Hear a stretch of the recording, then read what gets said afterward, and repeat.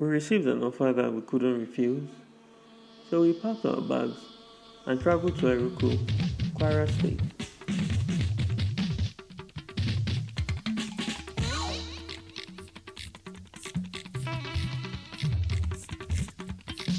Our client has over 2,000 hectares, farming mainly cassava on an industrial scale.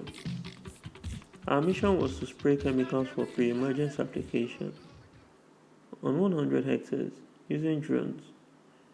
With deadlines and demands to meet, time was of the essence. Our equipment of choice was a multi-copter drone, covering an average of 1.2 hectares per flight, with tank capacity of 16 liters, powered by a 20,000 mAh battery.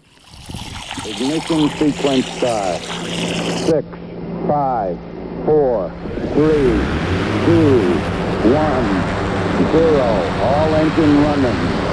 Liftoff. We have a liftoff. 32 minutes past the hour. Flying at an average height of 2 meters, average speed of 3 meters per second, and spray width of 4 meters. Spray drones are more efficient than traditional methods such as tractors and backpack sprayers. The chemical spray rate can be controlled, ensuring even distribution.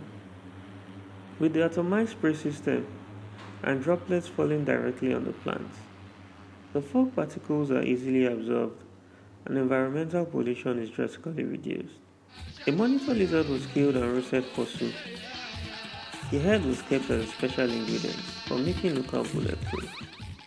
One of our pilots narrowly escaped a viper's bite. He's probably still on the machine as he refused to calm down, waiting for snake charmers to clear the area. Our pilots are always at a safe distance from the drones during the operation, which reduces chemical exposure, reducing the risk of chemical poisoning. Back at the base camp, we learned how to make bullets for semi-automatic rifles. Remember the local bulletproof talk earlier? Yeah, this has nothing to do with it. Look at the semi-automatic rifles. One shot, 7 die.